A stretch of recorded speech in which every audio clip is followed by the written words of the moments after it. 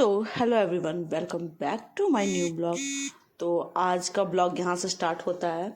आज मेरी मॉर्निंग लगभग 6:30 में हो गई थी। 6:30 में मेरी मेड आ गई थी, मतलब हाउस हेल्पर बोल सकते हैं, मेड बोलना सही नहीं रहेगा, हाउस हेल्पर आ गई थी। और उन्होंने अपना काम झाड़ू पोछा बर्तन जो रात के रखे हुए थे वो करके वो 7:37 तक चली गई थी। उसके बाद फिर से मेरा ड्यूटी शुरू हो गया और फिर मैं उठी। मैंने उठा, सबसे पहले चाय बना के चाय वाय पी लिए, फिर खाना बना के रख दिया। खाना बनाते वक्त का मैं ब्लॉग वीडियो शूट नहीं कर पाती क्योंकि उस टाइम मुझे बहुत हड़बड़ी रहती है, क्योंकि इनको एनी हाउ 10 बजे तक ऑफिस पहुंचना रहता है। तो डियर मैं उस टाइम का शूट नहीं कर पाती हूँ। मैं कोशिश करूँगी मैं उस टाइम का भी ले लूँ, बट नहीं हो पाता है। तो यहाँ पे मैंने खाना बनने के बाद की साफ़ सफाई शुरू कर दी थी। गैस को साफ़ करना, गैस के स्लेब को साफ़ करना, सारा काम हमें रहता है। जो हाउस वाइफ है उनको तो पता ही होगा कि कितना सारा काम हो जाता है। तो यहाँ पे मैं वही सब साफ़ कर रही थी अच्छी तरीके से। एक बात और, अगर आप मतलब गीले पहले क्या कीजिए, साबुन के पानी से सबको साफ़ कर दीजिए, उसके बाद गीले कपड़े से पोंछ दीजिए। इससे क्या होता है, टाइल्स पे हमारे स्लेब पे क्या होता है, चिकनाई आ जाती है। वो चिकनाई बिल्कुल नहीं आएगी। आप मतलब ये अगर आप रोज़ करेंगे ना तो आपको ये बहुत ईजी हो जाएगा। उसके बाद मैंने क्या किया, तो गैस के बर्नर जो होते हैं उसको मैंने धुला, और कुछ जो स्पैचुला हम यूज़ करते हैं चावल वगैरह निकालने के लिए वो सब धुआ। उसके बाद वॉश जो जिसमें बर्तन धोते हैं उस बेसिन को भी धुला। क्या होता है ना, काम वाली लोग करती तो है बट साफ से नहीं करती, उन लोग को बस रहता है कि कैसे भी करके निकल जाए। तो मैं तो यही सजेस्ट करूँगी कि आप लोग भी उसके जाने के बाद छोटे मोटे जो बर्तन होते हैं वो खुद से धुल लें।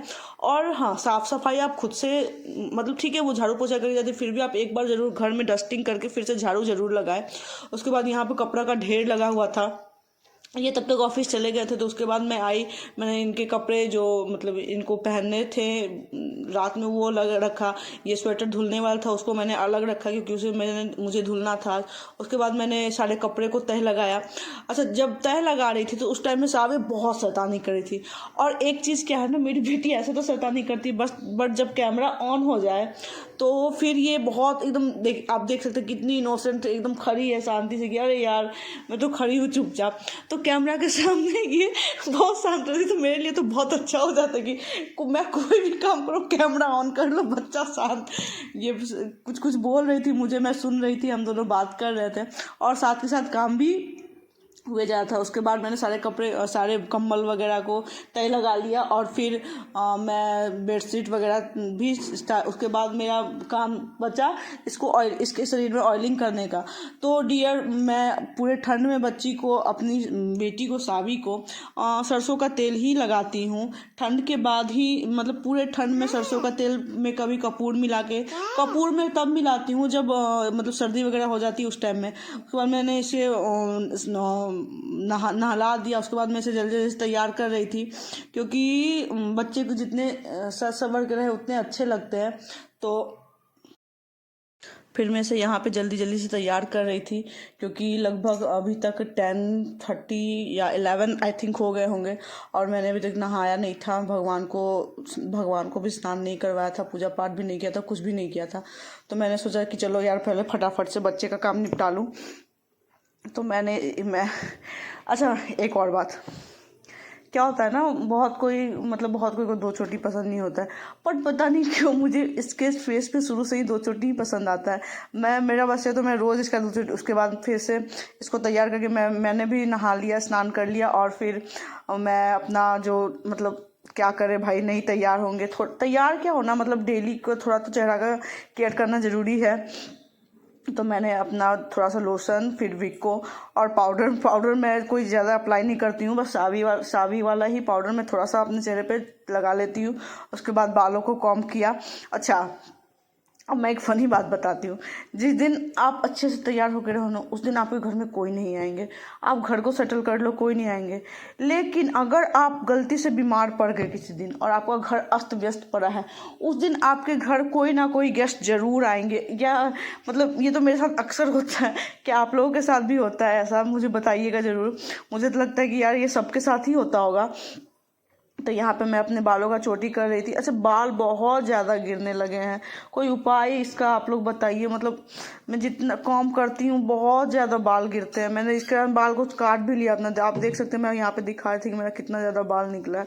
उसके बाद भाई भर भर के सिंदूर लगाना, क्योंकि बोला जाता है बिहारी लोगों में कि सिंदूर जितना लगाएगा उतना पति का आयु लंबा होगा। ऐसा कुछ नहीं होता है, ये मिथ है।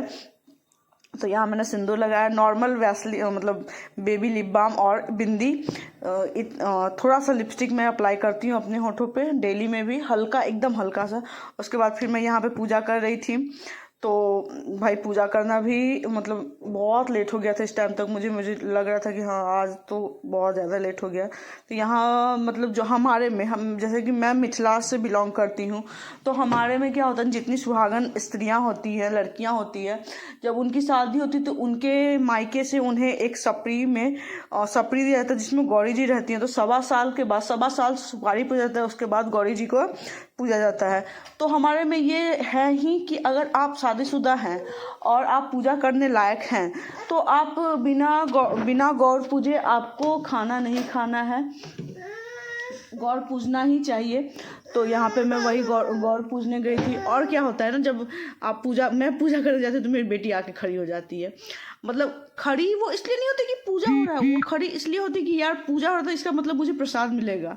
और यहाँ पे मैं गौरी पूज रही थी तो मेरे हाथ में जो था वो ये छीनने का कोशिश कर रही थी कि मुझे दे दो। बट क्या होता है, मतलब बच्चे को थोड़ा रहता है कि अरे यार ये क्या कर रहे हैं, मैं भी देखूँ, मैं भी थोड़ा करूँ। तो मैं यहाँ पे कहती हूँ और वो मुझसे बार बार मांग रही थी। और ये यहाँ देख सकते हैं, ये भी अपने माथे में सिंदूर, झूठ मूठ का सिंदूर लगा रही है। मम्मी ऐसे करिए तो मैं भी ऐसे ही करूँगी। तो फिर उसके बाद मैंने पूजा पाठ अपना संपन्न किया और फिर थोड़ा मतलब भोग वोग लगाया। भोग लगाने में, आरती वगैरह करने में तो टाइम लग ही जाता है।